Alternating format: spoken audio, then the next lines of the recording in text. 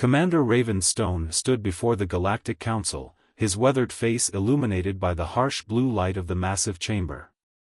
The 7 representatives of the most powerful species in the galaxy looked down at him with varying degrees of contempt and amusement. Their laughter still rang in his ears from moments before when he'd proposed that humans should be granted a seat on the council. "You dare to suggest that your primitive species deserves representation?" The Zorasian delegate's translucent tentacles rippled with mirth.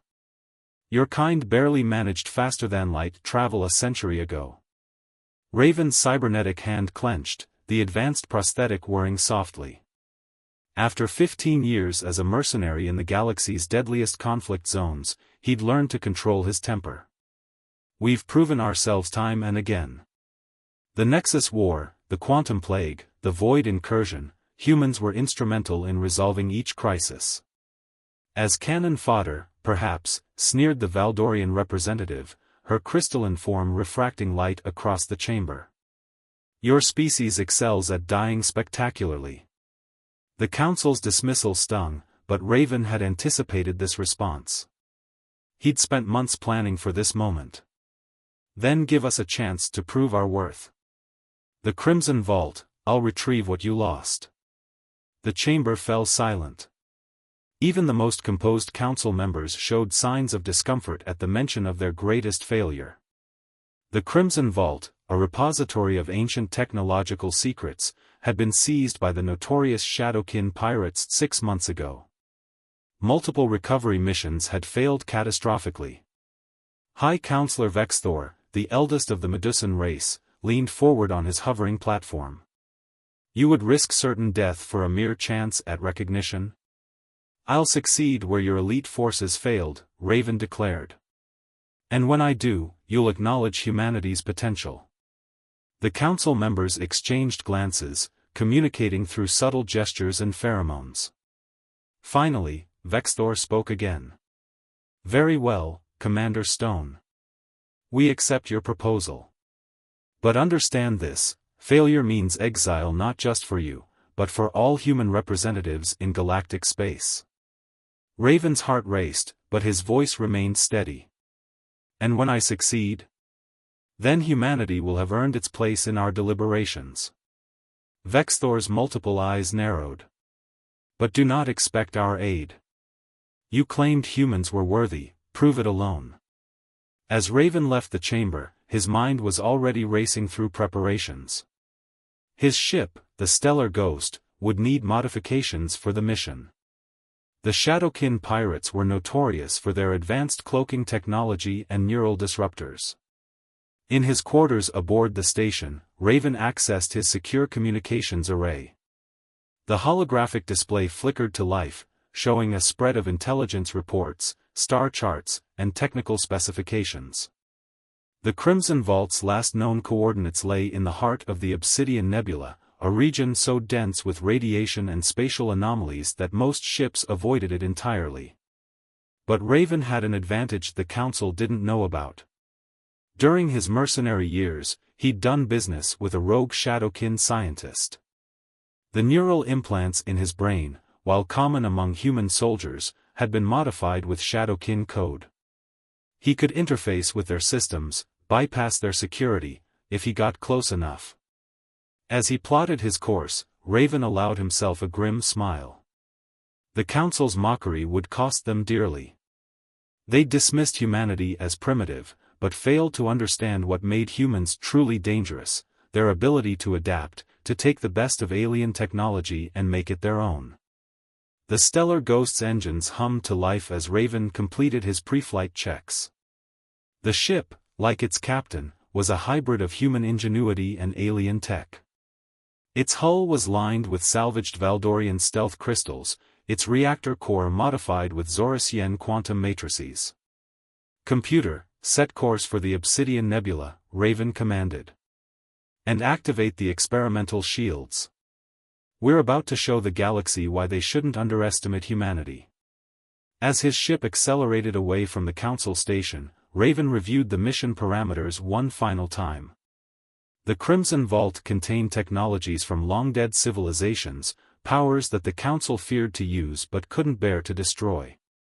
In the hands of the Shadowkin, those secrets could reshape the balance of power in the galaxy. But Raven didn't care about politics. His goal was simpler: to prove that humanity deserved respect. The Council's laughter had sparked something primal in him, an echo of every time humans had been dismissed, underestimated, or oppressed by the older races. The stellar ghost entered hyperspace, its modified engines leaving a distinctive trail that would make the Council think twice about their prejudices. Raven Stone, the outcast commander, was about to remind the galaxy why humans had survived every catastrophe thrown at them. They didn't just endure, they evolved. The Obsidian Nebula lived up to its reputation. Massive clouds of dark matter swirled around the stellar ghost, occasionally illuminated by bursts of quantum radiation. Raven's modified shields held, but the strain showed in the ship's groaning hull.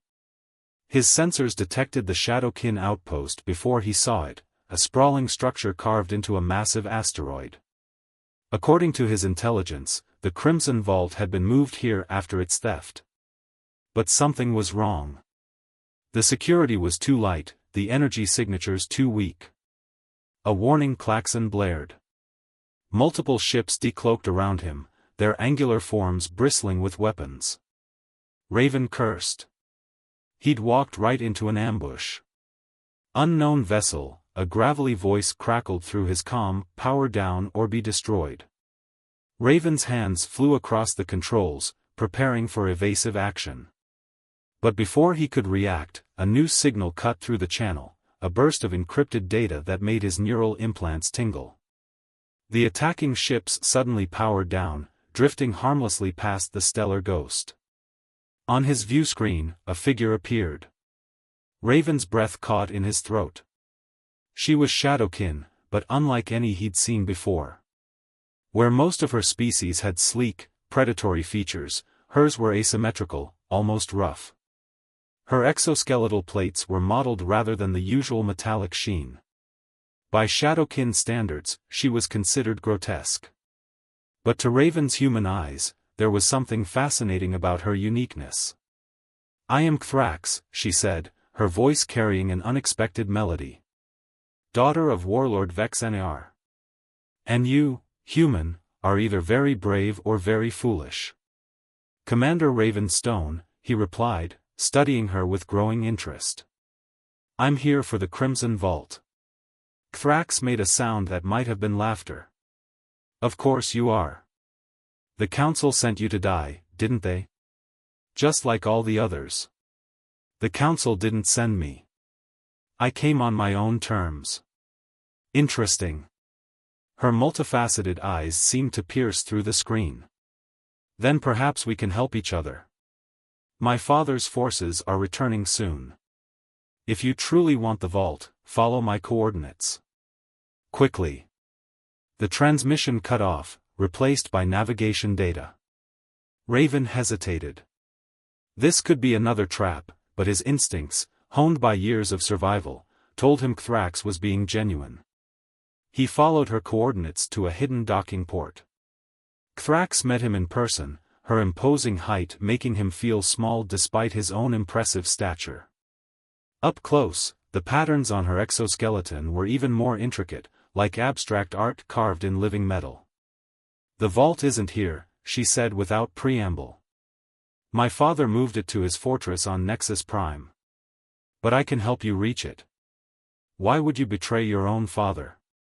Thrax's mandibles clicked in what Raven was beginning to recognize as amusement. "Betray? No. I'm saving him. The technologies in the vault are dangerous. They've already begun affecting his mind. The Council was right to keep them contained." She led him through hidden corridors to a secure room filled with holographic displays. "My father thinks me useless because of my appearance. He doesn't realize I've had access to his systems all along." Raven watched as she pulled up schematics of the fortress. "The Council laughed at me too," he said quietly. "Called humanity primitive." "The Council fears what they don't understand," Thrax replied. They fear humans because you adapt too quickly. They fear me because I don't fit their definition of beauty. She turned to face him. So, Commander Stone, shall we prove them all wrong? Over the next hours, they planned their infiltration. Thrax knew her father's security systems intimately, and Raven's neural implants could interface with them. Together, they might actually have a chance. But as they worked, Raven found himself increasingly distracted by Thrax's presence. There was a grace to her movements that belied her irregular features, an intensity in her eyes that spoke of a brilliant mind. The Council and her own people might consider her ugly, but Raven was beginning to see something else entirely. "You're staring," she noted without looking up from the displays. "I'm appreciating," he corrected. "Where I come from, uniqueness is beautiful." Thrax's movements stilled for a moment. "Humans are strange creatures," she said finally. "But perhaps that's not a bad thing." Their planning was interrupted by an alert. Thrax's mandibles clicked in alarm. "My father's fleet is returning early. We need to move now." Raven nodded, already heading for his ship. "Come with me." "What?" "You know we'll need your help to get through the fortress. Besides," he smiled, "I could use a partner who understands what it's like to be underestimated." Thrax studied him for a long moment before nodding. "Perhaps it's time I stopped hiding in shadows." As they boarded the Stellar Ghost together, alarms began blaring throughout the outpost. Thrax's fingers danced across the console, inputting codes that would cover their escape. "My father will be furious," she said, but there was excitement in her voice. "Let him be," Raven replied, engaging the engines. "We're about to change everything." The Stellar Ghost shot away from the outpost, cloaking systems engaged. Behind them, Thrax's father's fleet emerged from hyperspace, but they were already gone, leaving only questions in their wake. As they set course for Nexus Prime, Raven glanced at his unusual companion. She caught his look and tilted her head. "Having second thoughts about trusting a Shadowkin?" "No," he said honestly.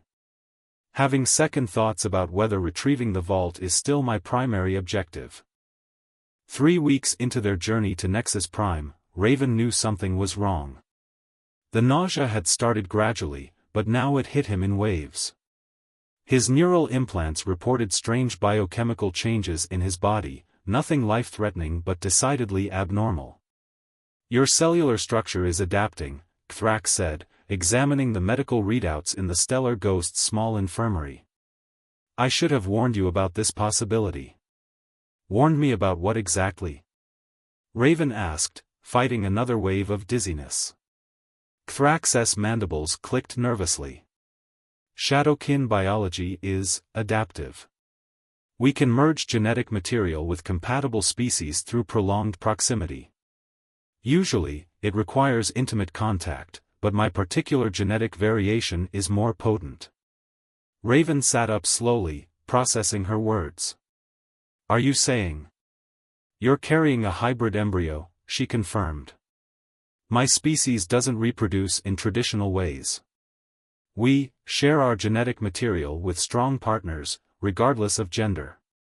The stronger the partner, the more likely the merge." Raven lay back, staring at the ceiling.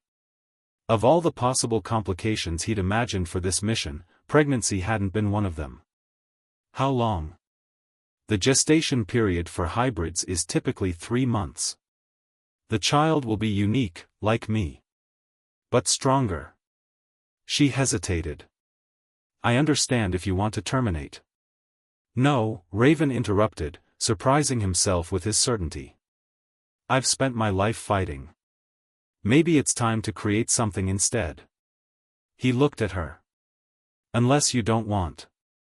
"I never thought I would have offspring," Thrax said quietly. "My genetic pattern was considered too irregular. My father kept me hidden away, ashamed of my appearance. But you saw me differently." Raven reached out, touching her modeled exoskeleton gently. "You're beautiful." "Different, yes, but that's what makes you special. Their moment was interrupted by the ship's proximity alerts. A massive vessel had just dropped out of hyperspace nearby, a Galactic Council diplomatic cruiser. "They're hailing us," Thrax reported, moving to the communications console. Raven grimaced. "Of course they are. Probably checking on my progress, making sure I'm failing spectacularly." He opened the channel. High Counselor Vexthor's holographic form appeared. "Commander Stone. Our sensors detected your ship. We assumed you had perished weeks ago." "Sorry to disappoint," Raven replied dryly. The counselor's multiple eyes widened at the sight of Thrax. "You have a Shadowkin aboard? Warlord Vexenar's daughter no less. Explain yourself." "Thrax is my partner," Raven said firmly, standing despite his nausea. "In more ways than one now." Thrax moved closer to him, her presence both protective and defiant. The counselor's expression shifted from surprise to disgust as his sensors undoubtedly detected Raven's condition. "This is unprecedented," Vexthor sputtered. "A human carrying a Shadowkin hybrid? It's unnatural. Like humans having a seat on the council?" Raven countered. "The galaxy is changing, Counselor. Old prejudices about what's natural or proper don't matter anymore. The Council will never accept." "The Council's acceptance stopped mattering to me the moment you laughed," Raven interrupted. "Thrax and I are going to retrieve the Crimson Vault, but not for you. We'll do it to protect both our peoples from its misuse." Thrax's hand found his, their fingers intertwining despite their different anatomies. The gesture wasn't lost on Vexthor, whose hologram flickered with agitation. "You're throwing away humanity's chance at recognition," the counselor warned. "No," Raven smiled. "I'm showing you exactly why humans deserve recognition. We adapt. We evolve. We find beauty and strength in differences that others fear." After the transmission ended, Thrax turned to him. "The Council will try to stop us now." "Let them try," Raven said, placing a hand on his slowly changing abdomen. "We've got something worth fighting for." The Stellar Ghost's engines powered up, its course set for Nexus Prime. As they prepared to jump to hyperspace, Raven felt another wave of nausea, but this time it was accompanied by something else, a faint consciousness brushing against his mind through his neural implants. "The embryo is developing faster than normal," Thrax observed, examining the readings. "Its neural pattern is already detectable." "Strong and unique," Raven murmured. "Like its mother." Thrax's mandibles clicked in what he now recognized as her version of a smile. "And adaptable, like its father." As they fled the Council's ship, Raven realized that his mission had evolved into something far more significant than proving humanity's worth. He and Thrax were living proof that the galaxy's future lay not in maintaining artificial boundaries between species, but in embracing the beautiful, strange possibilities that came from breaking them. Nexus Prime loomed before them, a world of perpetual twilight and crystalline cities. Raven's pregnancy had progressed rapidly, his body transformed by Shadowkin genetics. The neural interface between him and the developing child grew stronger each day, sharing fragments of thoughts and emotions that defied explanation. Thrax's father had fortified his fortress extensively. Plasma cannons tracked their approach, while quantum shields shimmed with barely contained energy. But Thrax hadn't exaggerated her access to her father's systems. The Stellar Ghost slipped through the defenses like a ghost through walls. "The vault's energy signature is strongest beneath the central spire," Thrax reported, her fingers dancing across the ship's controls. "But my father has gathered his entire army. He knows we're coming." Raven adjusted his tactical gear around his swollen abdomen. "Let him prepare. He still underestimates us both." They landed in a forgotten maintenance bay, its existence erased from official records years ago by Thrax's careful planning. As they emerged from the ship, Raven's enhanced senses detected movement in the shadows. They weren't alone. So the rumors are true, a voice echoed through the chamber. A group of Shadowkin emerged, their forms more varied than the warrior caste Raven was familiar with. Some bore the same irregular patterns as Cthrax, others showed signs of hybrid ancestry. The Forgotten Ones, Cthrax breathed. I thought you were a myth. The leader stepped forward, her exoskeleton bearing intricate scarification that told stories of exile and survival. We are what the Council and our own people rejected. Those who dared to evolve beyond artificial constraints. Her gaze fixed on Raven's abdomen. Like you. We're here for the Crimson Vault, Raven said. Vexenar's obsession with its power threatens everyone. We know. We've watched his descent into madness. The leader nodded. We will help you reach it, but in return, we ask for sanctuary. Your child represents hope for all of us who dare to break tradition. As they moved through hidden passages beneath the fortress, Raven felt the child's consciousness pulse with increased activity. Through their neural link, he sensed its reaction to the ancient technologies hidden within the walls, technologies that seemed to resonate with its hybrid nature. They encountered the first real resistance at a security checkpoint. Elite Shadowkin warriors, their bodies enhanced with crystalline armor, moved to intercept them. But the Forgotten Ones proved their worth, using abilities that combined Shadowkin stealth with various alien adaptations. The Council fears this, Cthrax said as they fought their way forward. Not just the mixing of species, but the strength that comes from diversity. They prefer a galaxy segregated, predictable, under their control. Raven's cybernetic hand interfaced with a security panel, his neural implants translating alien code. Their fear will be their downfall. The galaxy is too vast, too varied to be contained by their prejudices. They reached the vault's antechamber just as Vexenar's voice boomed through the fortress's communication system. My disappointing daughter returns, with a pregnant human no less. You disgrace our bloodline. Cthrax stepped into the open, facing the massive screens displaying her father's rage. You disgrace our people by clinging to outdated notions of purity. Look around you, father. Look at how many of us you've cast aside because we don't fit your perfect image. The vault's power will cleanse our species, Vexenar snarled. Return us to our true form. There is no true form, Cthrax countered. Only evolution. Only change. The strength of our people has always come from adaptation. The vault's doors began to crack open, ancient mechanisms awakening. But instead of the weapons or devices everyone expected, a wave of pure information flooded out. Raven's neural implants lit up as data streamed through them, the vault's true nature revealed at last. It's not technology, he gasped. It's knowledge.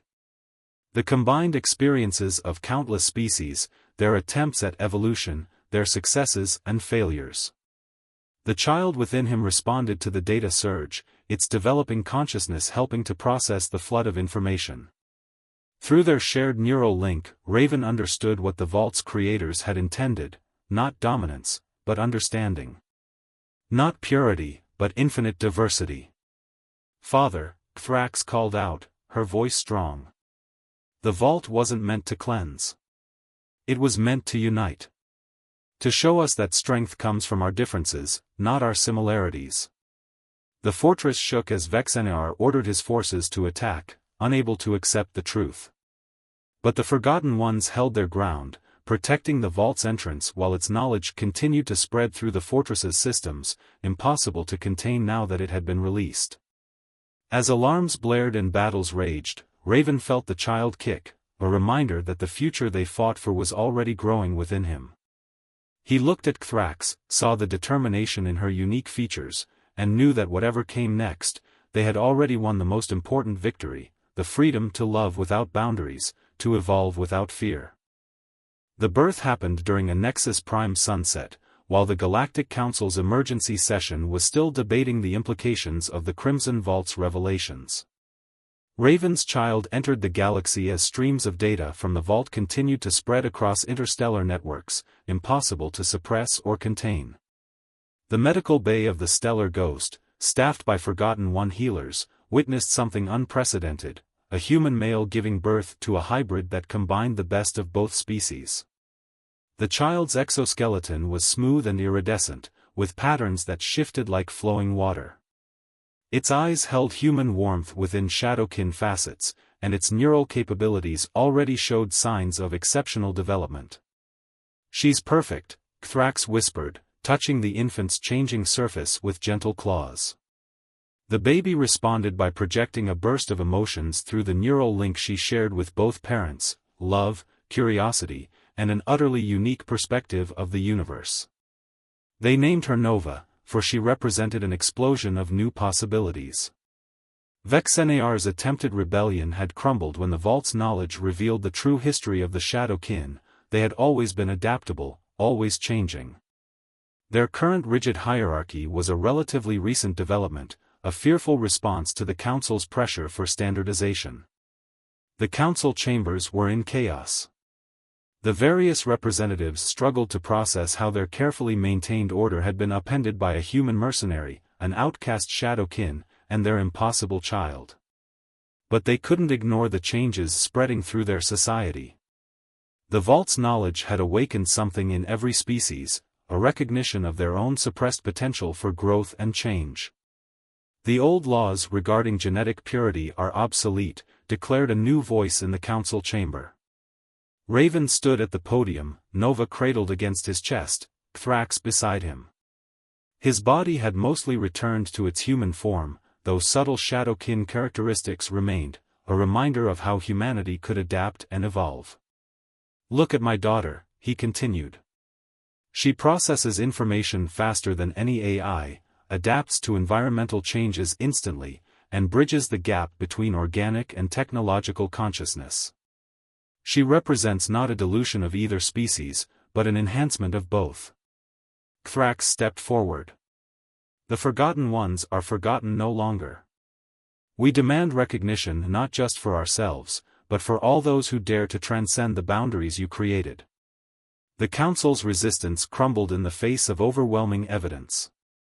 The Vault's knowledge revealed countless examples throughout Galaxy's history where genetic exchange between species had led to revolutionary advancements. Their fears of chaos and degradation were replaced by the realization that controlled evolution was far more dangerous than natural adaptation. Humanity gained its council seat, but not for the reasons Raven had originally fought for. Instead, they became recognized as pioneers of change, proof that younger species could offer fresh perspectives on age-old assumptions. Vexenar, stripped of his authority, finally met his granddaughter. Nova's touch shared memories and emotions that broke through decades of prejudice. The old warlord wept as he recognized in her the future he had feared, and saw its beauty. The Stellar Ghost became their home as Raven and Thrax traveled the galaxy, helping other hybrid families find acceptance. Nova grew quickly, her unique abilities helping to bridge divides between species. She could interface with any technology, understand any language, and share experiences across neural networks that spanned star systems. The Council asked if we wanted to be their official ambassadors. Thrax mentioned one cycle, watching Nova play with a group of children from 12 different species, all of them communicating through a shared neural network she had created. Raven smiled, touching the place where his neural implants had merged with Shadowkin tissue. "Tell them we already are. Not by their appointment, but by our example." Nova looked up at her parents, her shifting patterns reflecting their combined heritage. Through their family bond, she shared a vision of the future, one where the boundaries between species were seen not as walls, but as horizons to explore. The galaxy was changing, one connection at a time. And it had started with laughter in a council chamber, when they had mocked a human who dared to dream beyond their limits. That laughter had led to love, and love had led to revolution. As their ship set course for new adventures, Raven held his unusual family close. The Council had wanted proof of humanity's worth. Instead, he had shown them something far more valuable, proof that worth couldn't be measured by the purity of one species, but by the courage to evolve beyond its limitations. Nova's consciousness brushed against his, sharing an emotion that needed no translation across any species: hope. In the end, that was humanity's greatest contribution to the galaxy, not their technology or their warfare, but their endless capacity to hope for something better, and their determination to make that hope reality. The stars stretched before them, infinite in their possibilities, just like the future they had helped create.